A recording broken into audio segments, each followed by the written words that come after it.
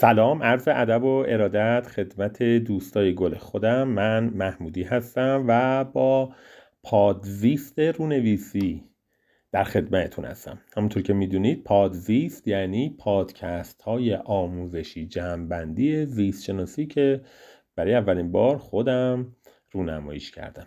امیدوارم که ازش استفاده کنید و بسیار براتون مؤثر باشه. تو این قسمت میخوایم رونویسی رو با هم در موردش صحبت کنیم. اولین چیزی که در مورد رونویسی خیلی مهمه، بعد ببینیم چه آنزیمایان که تو رونویسی به کار میرن.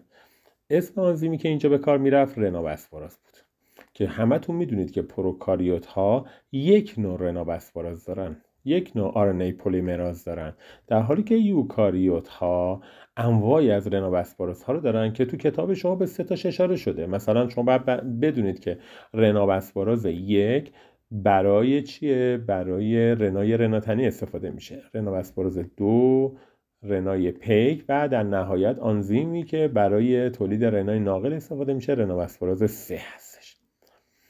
تو رونویسی هم میدونید دیگه مراحل پیوسته است، ولی برای اینکه آموزش کامل باشه تقسیم بندیش کردن: مرحله آغاز، مرحله تحویل شدن و مرحله پایان. تو مرحله آغاز اتفاقی که میافتاد این بود که رنابسپاراز میومد به کجا میچسبید؟ به راه انداز. درسته؟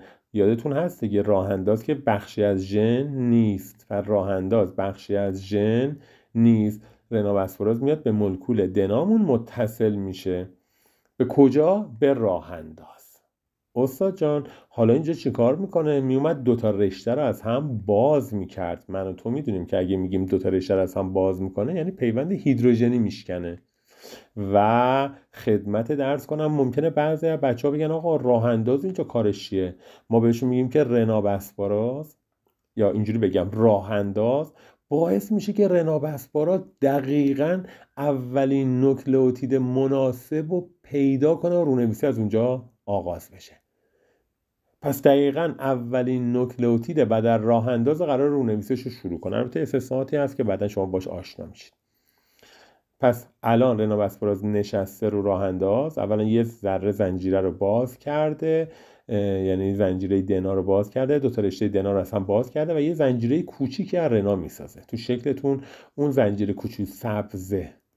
پس اینجا میتونیم بگیم که پس اینجا الان جلوی مولکول DNA داره RNA ساخته میشه. پس حواسمون باید باشه نوکلئوتیدهای مکمل رو روبروی هم قرار بده. پس اینجا یه سری پیوند هیدروژنی بین نوکلئوتیدهای مکمل تشکیل میشه. مثلا اونجایی که توی رشته DNA تیمین داریم روبروش چی قرار میگیره؟ آدنین با 2 تا پیوند هیدروژنی به هم متصل میشن. اونجایی که رو رشته DNA ما آدنین داریم، خب توی رنا که ما تیمین نداریم، پس جلوی آدنین باید تیمین قرار بگیره، ولی چون داریم رنا میسازیم یوراسیل قرار میگیره. پس اولا بازهای مکمل رو بشناس، بدون که نوکلئوتید یوراسیل دار در رنا به عنوان مکمل جلوی آدنین قرار میگیره.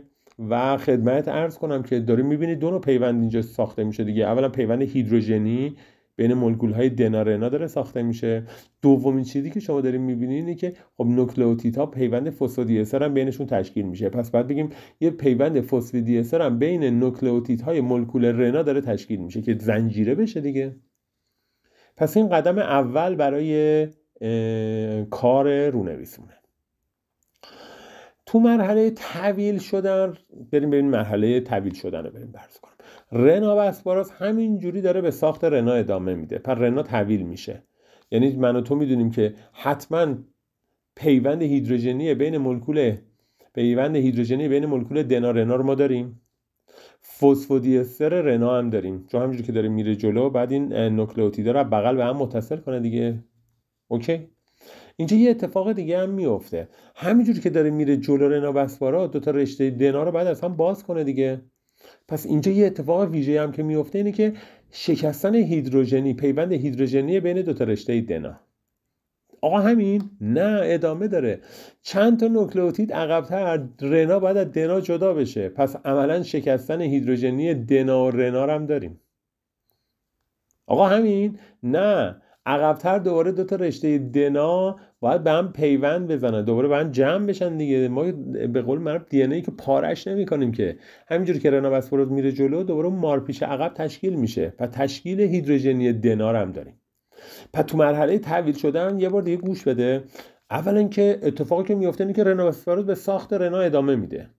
خب چی کار میکنه؟ یعنی پیوند هیدروژنی بین نوکلئوتیدهای رنادنا رو ما داریم.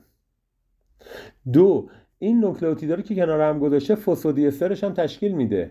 پس تشکیل پیوند فسفودی استر بین آفرین تو رشته دنار هم که داریم. ولی همین الان محمودی گفتش که رنابسپوروز حرکت میکنه میره جلو دیگه. پس میره جلو، عملا جلو پیوند هیدروژنی بین دنا رو میشکونه، بین دو تا رشته دنا رو میشکونه. همینجوری که داره میره جلو، گوش بده، اپوش این رنا جدیده که ساخته شده تو کتاب به شکل سبز رنگ میبینید داره خارج میشه، جدا میشه دیگه. پس حتما اونجا هیدروژنی دنا رنا هم شکسته میشه و دوباره از ته زنجیره بسته میشه، یعنی تشکیل پیوند هیدروژنی بین دنا.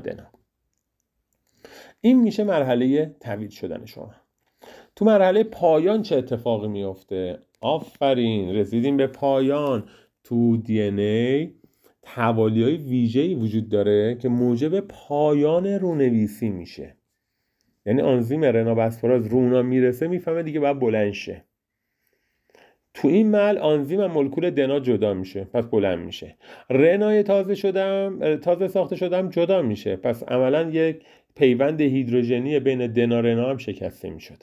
دوباره دو تا رشته دنا هم که به هم متصل میشن، پس دوباره پیوند هیدروژنی دنا هم ما خواهیم داشت. یادت باشه راه انداز جزئی از ژن نبود، ولی اون به قول معروف چیه؟ توالی پایان جزئی از ژن محسوب میشد. دیدین دیگه استاد رنابسپوراز از روش رد شد. این یه خلاصه جمع‌بندی طوری از مرحله رونویسی بود که امیدوارم که مورد استفادهتون قرار گرفته باشه. ما رو به دوستاتون هم معرفی کنید. تو کانال تلگرام هم همیشه باش تا آخرین اطلاعات از درس زیست شناسی، آخرین نوآوری‌ها رو در مورد درس زیست شناسی زودتر از همه دریافت کنید. دم همتون گرم. خدا نگهدارتون.